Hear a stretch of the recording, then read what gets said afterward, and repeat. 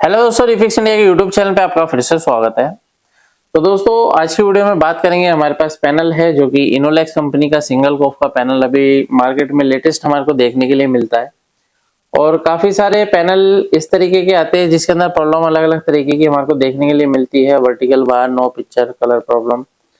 तो इस पैनल को किस तरीके से रिपेयर करना है, इस तरीके की जितने भी फॉल्ट आते हैं उनको किस तरीके से हम रिपेयर कर सकते हैं, ये सब चीजें हमारी पैनल की रिपेयरिंग क्लास के अंदर सब चीजें बताई जाती हैं। तो अगर आपके पास भी ऐसे पैनल आते हैं और रिपेयर करने में प्रॉब्लम आती है तो आप हमारा ट्रेनिंग ले सकते हैं। ट्रेनिंग लेने के लिए ऊपर दिए गए आई बटन पे आप क्लिक करें ताकि आपको कंप्लीट डिटेल मिल जाए किस तरीके से आप ट्रेनिंग को ज्वाइन कर सकते हैं और आगे अपने काम को बढ़ा सकते हैं। तो अभी क्या है कि हमारे पास जो पैनल है, पैनल की कंडीशन सबसे पहले मैं आपको दिखाता हूँ किस तरह की कंडीशन हमारे को इसके अंदर देखने के लिए मिल रही है। तो सेट को मैं ऑन कर लेता हूँ। यहाँ पे हम सेट को ऑन करेंगे तो यहाँ पे देखते हैं ये हमारा सेट है, तो ये मेरा ऑन हो चुका है। तो अगर हम इसकी कंडीशन देखेंगे तो कुछ हमारे को इस तरह की कंडीशन देखने के लिए मिल रही है, यानी कि पैनल के अंदर कोई भी पिक्चर हमारे को देखने के लिए नहीं मिल रही है। नो पिक्चर की कंडीशन में है ये पैनल। तो अभी इसको हम रिपेयर करते हैं, देखते हैं क्या इसका सॉल्यूशन निकल पाएगा।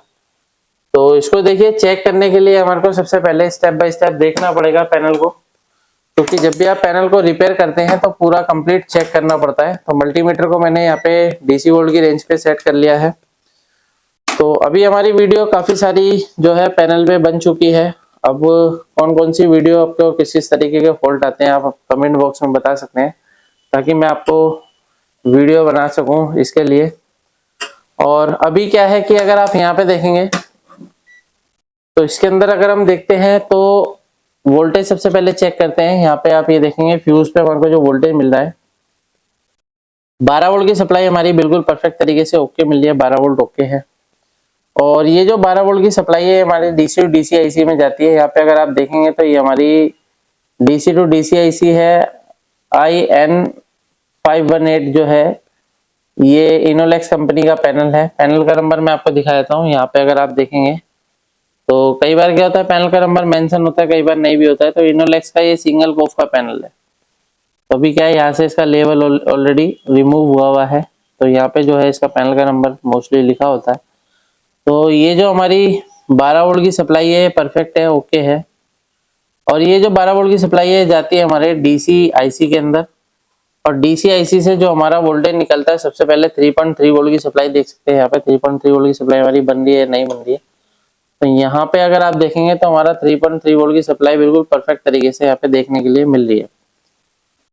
अभी क्या है, ये जो हमारा 3.3 वोल्ट ओके होने के बाद ये जो वोल्टेज जाती है हमारे टीकॉन आईसी के अंदर जाती है। तो टीकॉन आईसी की अगर हम इनपुट वोल्टेज चेक करते हैं तो 3.3 वोल्ट ओके है। और रोम आईसी की पिन नंबर 8 पे भी मैं यहाँ पे वोल्टेज चेक कर लेता हूँ, तो यहाँ पे भी हमारा वोल्टेज जो है बिल्कुल परफेक्ट तरीके से मिल रहा है। अभी ये सभी वोल्टेज ओके है, यानी कि ये हमारा जो प्राइमरी वोल्टेज है जो कि 3.3 वोल्ट, ये हमारा ओके है। और 3.3 वोल्ट के बाद दोस्तों हमारे को जो वोल्टेज देखने के लिए मिलेगी तो वो वोल्टेज होगी, सबसे पहले देखते हैं VGH VGL AVDD। तो सबसे पहले AVDD जो वोल्टेज हमारा बनेगा, तो AVDD के लिए अगर आप देखेंगे तो यहाँ पे एक सर्किट बना हुआ है। तो यहाँ पे अगर हम देखेंगे तो ये 12 वोल्ट की सप्लाई मिल रही है। अगर मैं इसकी दूसरी साइड पे वोल्टेज चेक करता हूँ तो देखिए यहाँ पे हमारे को 17 वोल्ट की सप्लाई देखने के लिए मिल रही है। तो ये जो 17 वोल्ट है दोस्तों, ये 17 वोल्ट की जो सप्लाई है हमारी, इसी से हमारा और अदर वोल्टेज बनती है, जैसे कि VGH और VGL बनता है। तो अगर हम यहाँ पे देखेंगे तो यहाँ पे हमारे को जो वोल्टेज मिल रहा है, तो यहाँ पे हमारे को 550 के अराउंड वोल्टेज मिली वोल्ट में मिल रहा है। यहाँ पे अगर मैं चेक करता हूँ तो देखिए यहाँ पे जो मेरे को वोल्टेज मिल रहा है, क्योंकि हमारा VGL का सर्किट है, तो VGL के सर्किट के अंदर होता क्या है, यहाँ पे अगर आप देखेंगे तो डायोड का जो कैथोड होता है वो ग्राउंड होता है, यहाँ पे नेगेटिव होता है। और यहाँ पे अगर मैं वोल्टेज चेक कर दूंगा एनोड पे, तो ये देखिए मेरे को माइनस में 12 वोल्ट की सप्लाई परफेक्ट मिल रही है। तो माइनस 12 वोल्ट ओके होने के बाद ये जो वोल्टेज है ये जा रहा है हमारा VGL के पॉइंट पे। तो VGL का पॉइंट हमारा यहाँ पे बना हुआ है। तो यहाँ पे क्या है कि और भी वोल्टेज हमारे को यहाँ पे चेक करनी पड़ेगी। तो यहाँ पे देख सकते हैं, यहाँ पे हमारा 8 वोल्ट की सप्लाई बन रही है, जो कि AVDD की हाफ वोल्टेज होती है। और इसके बाद हमारा जो VGH वोल्टेज बनेगा, तो ये 30 वोल्ट की सप्लाई हमारी बन रही है। तो 30 वोल्ट भी ओके है अभी इसके अंदर, 30 वोल्ट परफेक्ट तरीके से इसके अंदर बन रहा है। और VGL वोल्टेज भी ओके है, VGL पे भी कोई भी प्रॉब्लम नहीं है इसके अंदर। तो ऑलमोस्ट क्या है, VGL AVDD अगर हमारी सभी वोल्टेज बन रही है पैनल के अंदर, तो अभी देखिए ये जो सर्किट है हमारा DC टू DC और टीकॉन का सर्किट है, दोनों सर्किट हमारे परफेक्ट हैं। लेकिन टीकॉन IC को हमारे को यहाँ पे चेक करना पड़ेगा। और टीकॉन IC को चेक करने के लिए, क्योंकि क्या होता है कि अभी हमारी DC सर्किट यानी DC IC की सभी वोल्टेज ओके है, तो टीकॉन IC की हमारे को इम्पीडेंस एक बार लेना पड़ेगा। तो इम्पीडेंस चेक करने के बाद हमारे को कंफर्म हो पाएगा। कई बार क्या होता है टीकॉन IC भी खराब हो जाती है, जिसकी वजह से इस तरीके की दिक्कत मिलती है। तो मैं यहाँ पे क्या है इसको ग्राउंड लगा लेता हूँ। ये देखिए इसको मैं यहाँ से ग्राउंड लगा लेता हूँ, क्योंकि यहाँ पे क्या होता है कि इम्पीडेंस हमेशा डायोड मोड पे चेक किया जाता है और प्रोब को उल्टा आपको रखना पड़ेगा। रेड प्रोब हमारे को ग्राउंड में रखनी है, ब्लैक से हमारे को चेक करना है। तो यहाँ पे अगर हम देखेंगे तो देखिए यहाँ पे हमारे को क्या वैल्यू मिलती है। तो अभी क्या है कि हमने यहाँ से निकाल रखा है, इसको हम ग्राउंड में लगा लेते हैं यहाँ पर। तो यहाँ पे अगर हम इसकी वैल्यू चेक करते हैं तो देखिए मेरे को यहाँ पे 762 जो है वैल्यू मिल रही है, ये भी 762 है। दूसरे पे देखते हैं तो यहाँ पे हमारा 763 दिखा रहा है, ये भी 763 है, यहाँ पे भी 763 है, देख सकते हैं। तो हमारे यहाँ पे क्या है, जितने भी पेयर होते हैं सभी पेयर को हमारे को चेक करना होता है, चाहे कोई भी पैनल हो, चाहे किसी भी रेजुलेशन का पैनल हो। अभी हमारा नॉन HD पैनल है तो नॉन HD पैनल को ऐसे चेक कर रहे हैं। 4K पैनल होगा तो 4K को भी इसी तरीके से चेक किया जाता है। और जब कभी हमारी टीकॉन IC खराब होती है 4K पैनल में, तो सबसे ज्यादा ये हमारा बर्निंग मोड में चला जाता है। लेकिन अभी क्या है, यहाँ पे हमारे को सभी पे इम्पीडेंस बिल्कुल ओके दिखा रहा है, यानी कि कोई भी दिक्कत इसके अंदर नहीं है। तो इससे हमारे को ये चीज कंफर्म हो जाती है कि हमारी टीकॉन IC बिल्कुल परफेक्ट है। और टीकॉन IC के बाद हमारे को देखिए यहाँ पे चेक करना होगा, हमारे को गेट वोल्टेज एक बार लेनी पड़ेगी। गेट वोल्टेज देखते हैं क्या क्या वोल्टेज हमारे को मिल रही है गेट पे। तो हमारी ये देखिए CKV जो लाइन होती है, सेट को मैं ऑन कर लेता हूँ। तो अगर आप यहाँ पे देखेंगे तो यहाँ पे ये लिखा हुआ है हमारा CK1 CK2 CK3 CK4, ये हमारे सब CKV लाइन है। तो यहाँ पे क्या है, टेस्टिंग पॉइंट बने हुए हैं। तो यहाँ पे अगर हम देखेंगे तो 30 वोल्ट की सप्लाई हमारे को मिल रही है। तो 30 वोल्ट का मतलब ये हो गया, यानी कि ये जो वोल्टेज है हमारी काफी ज्यादा वोल्टेज है। 30 वोल्ट हमारे को यहाँ पे नहीं मिलना चाहिए, जो कि पॉजिटिव वोल्टेज है। अब देखिए ऐसा होता है कि ये वोल्टेज अगर इतनी हाई आती है, ज्यादा आती है, तो इसके अंदर एक कारण होता है कि जो लेवल शिफ्टर IC है वो जो कि लेवल शिफ्टर IC यानी पूरी तरीके से प्रोसेसिंग नहीं कर रही है। तो कई बार ये हमारी माइनस में भी निकालती है, लेकिन कुछ पैनल ऐसे भी होते हैं जिसके अंदर माइनस में निकालती है। ज्यादातर पैनल हमारे को पॉजिटिव में ही वोल्टेज मिलते हैं, लेकिन कुछ पैनल में अभी मैंने देखा है, कुछ पैनल में जिसमें माइनस में भी वोल्टेज रहती है, पिक्चर फिर भी बनती है। लेकिन यहाँ पे जो वोल्टेज है वो काफी हाई वोल्टेज है, यानी कि 30 वोल्ट की सप्लाई हमारी काफी ज्यादा है। यहाँ पे हमारा 12 13 14 वोल्ट तक रहना चाहिए। तो अभी क्या है कि अगर मैं लेवल शिफ्टर IC की वोल्टेज चेक करता हूँ इनपुट, तो देखिए यहाँ पे हमारे को 30 वोल्ट इनपुट मिल रहा है, ये भी ओके है। और VGL वोल्टेज भी हमारा परफेक्ट तरीके से मिल रहा है, यहाँ पे देख सकते हैं। और VGL भी ओके है। तो अगर मैं इसकी डाटा शीट के अकॉर्डिंग देखता हूँ तो देखिए, अगर आपको रिपेयरिंग करनी है, रिपेयरिंग सीखनी है, तो आपको डाटा शीट को रीड करना आना चाहिए। डाटा शीट अगर आप रीड करना सीख जाते हैं प्रॉपर तरीके से, तो रिपेयर आप पैनल को इजीली कर सकते हैं।